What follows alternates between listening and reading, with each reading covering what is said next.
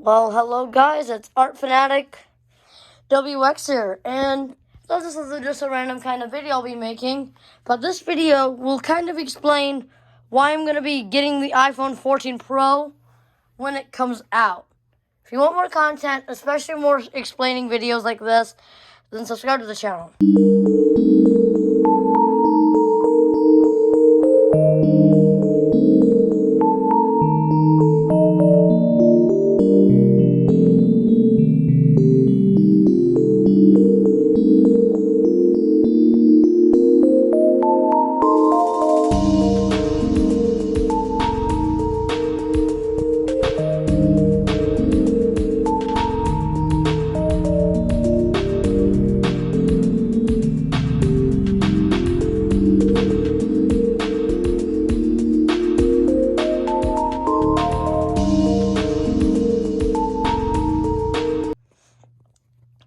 Alright guys, so the first reason I'll be buying the iPhone 14 Pro, or Pro Max, when it comes out, is the 48 megapixel camera. Now, honestly, 48 megapixel camera is honestly a lot, and honestly, in this iPhone 12 Pro I'm currently recording on, which is my mom's, it has really good camera. But however, when the iPhone 14 Pro comes out, or Pro Max, I don't really need to say what model, because I'm obviously just going to get the Pro because I don't need the Max. Because who needs the Max? Honestly, it's because in the Max will have the 5,000 milliamp battery, which will kind of be explained in another reason. But I mean, see, a 48 megapixel camera is pretty much what most modern Android phones are like these days.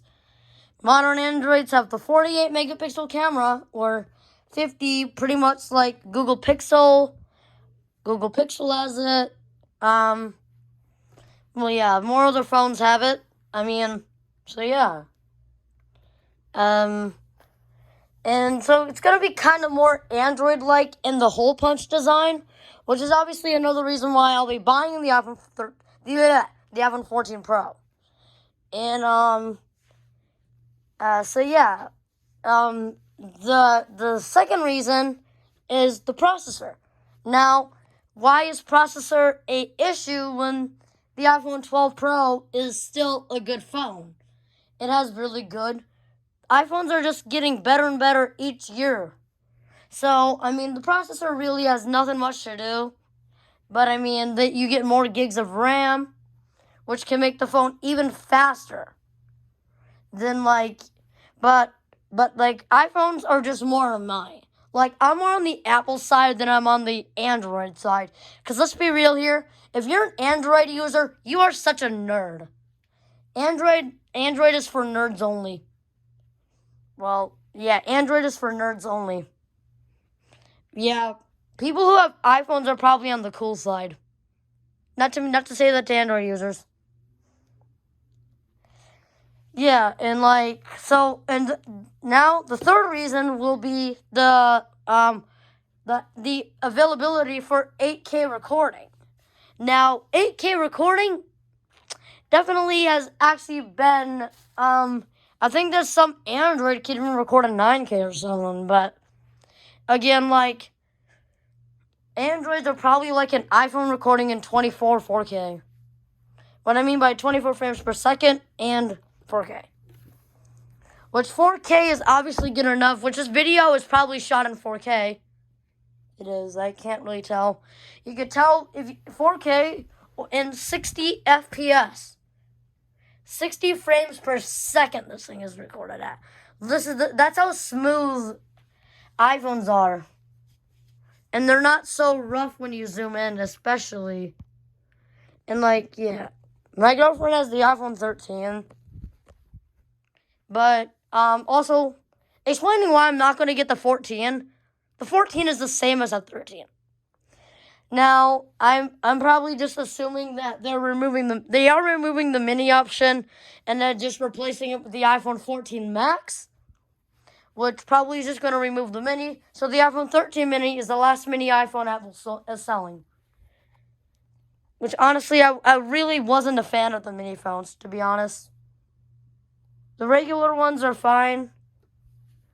Because, I mean, the 14 is going to have the same processor as the 13, which, if we kind of look at a little bit of comparison, this iPhone 12 Pro, which I am currently recording on, if I'll go into the light on and show you.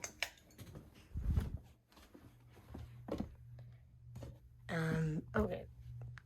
Yeah, it has 3 cameras.